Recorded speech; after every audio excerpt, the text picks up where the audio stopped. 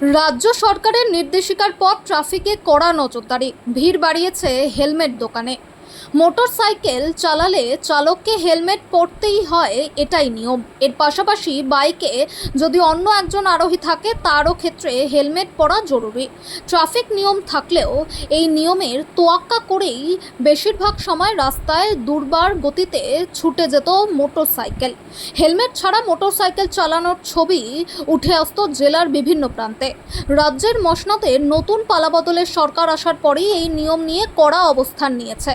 রাজ্য জুড়ে ট্রাফিক নিয়মের কড়াকড়ি অবস্থানে বদলাচ্ছে চিত্রটা। একদিকে ট্রাফিকের বিভাগ থেকে যেমন সচেতনতামূলক প্রচার চলছে, অন্যদিকে বাড়ছে হেলমেটের বিক্রি। ট্রাফিক পুলিশের হাতে ধরা পড়লেও অনেক ক্ষেত্রেই উপর মহল থেকে ফোন আসতো। অভিযোগ, রাজনৈতিক প্রভাব খাটিয়ে ছাড় পেয়ে যেতেন বহু বাইক চালক, ফলে আইন ভাঙার প্রবণতাও বাড়ছিল। তবে রাজ্যে রাজনৈতিক পালাবদলের পর বদলাতে শুরু করেছে সেই চিত্র। এখন শহরের মোড়ে মোড়ে মাইকিং, কড়া নজরদারি এবং লাগাতার জরিমানার জেরে হেলমেটের দোকানগুলোতেই বাড়ছে ক্রেতাদের ভিড়। তমলুক সহ বিভিন্ন গুরুত্বপূর্ণ মোড়ে ট্রাফিক পুলিশ ও প্রশাসনের উদ্যোগে চলছে সচেতনতামূলক প্রচার। পথ চলতি মানুষ ও যান চালকদের ট্রাফিক বিধি মেনে চলার বার্তা দেওয়া হচ্ছে মাইকে। বিশেষ করে হেলমেট পরা বাধ্যতামূলক, এই বার্তাই বারবার তুলে ধরা হচ্ছে। পাশাপাশি চলছে বিশেষ নজরদারি অভিযানও। পূর্ব মেদিনীপুর জেলায় দীঘা, মন্দারমণি সহ একাধিক পর্যটন কেন্দ্র থাকায় সারা বছরই বিভিন্ন জেলা থেকে বহু পর্যটক বাইকে চড়ে আসেন, আর সেই কারণেই জেলার রাস্তায় বাইকের সংখ্যা তুলনামূলক বেশি। পুলিশ সূত্রে খবর, অতিরিক্ত গতি এবং হেলমেট না থাকার কারণেই বহু দুর্ঘটনা ঘটে। অনেক ক্ষেত্রেই সেই দুর্ঘটনা প্রাণঘাতী হয়ে ওঠে। জেলা পুলিশ প্রশাসনের দাবি, শেষ বছর শুধুমাত্র বাইক দুর্ঘটনাতেই জেলায় প্রায় শতাধিক মানুষের মৃত্যু হয়েছে।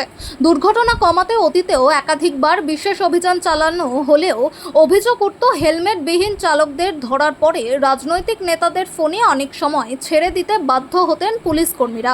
ফলে একাংশ মানুষের মধ্যে আইনের প্রতি ভয় কার্যত ছিল না বললেই চলে। বর্তমানে পরিস্থিতি বদলেছে।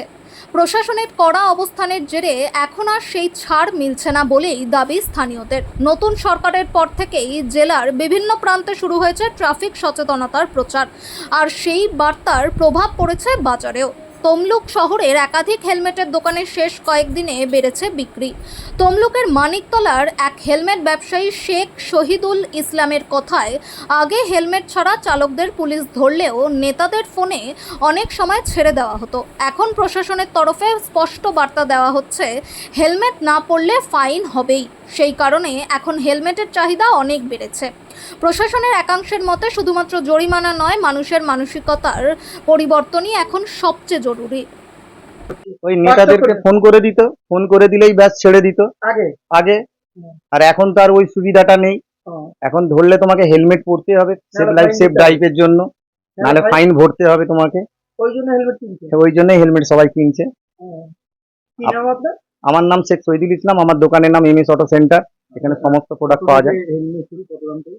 আমাদের কাছ থেকে 850 400 থেকে শুরু। লোকাল হেলমেট গুলো, ব্র্যান্ডেড গুলো 850 থেকে শুরু, উপর পর্যন্ত 5000 7000 8000, যে যেমন ব্যক্তি সে তেমন নিতে পারে। আমার কাছে সব রকম কোয়ালিটি আছে হেলমেট। কেস শুরু মানে তো 1000 টাকা কেস দেয়া মানে। হ্যাঁ, কেস কি বলবেন? যে কেসের থেকে helmet কেসের থেকে তো হেলমেট পরাটাই ভালো, আমার মনে হয় বেটার।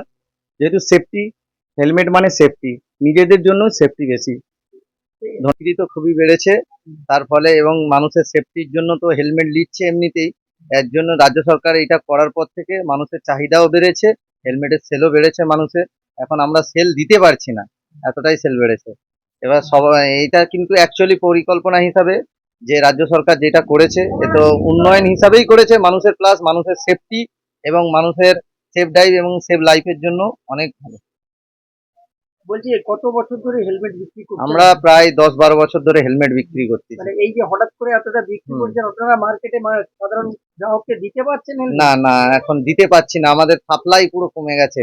স্টার, স্টিলবার্ড, ভেগা, যত বড় বড় ব্র্যান্ড আছে সব ব্র্যান্ডেরই আমাদের সাপ্লাই কমে গেছে। আমরা এক গাড়ি করে মাগাচ্ছি, 6 পিস 8 পিস, যে গাড়ি মাগাচ্ছি তোমার 18 পিস 20 পিস, সেগুলো আসছে আমাদের কাছে 5 পিস 6 পিস। মাল দিতে পারছে না কোম্পানি, চাহিদাটা বেড়ে গেছে একটু। কি নাম আপনার? আমার নাম হচ্ছে শেখ মুজাহিদ ইসলাম।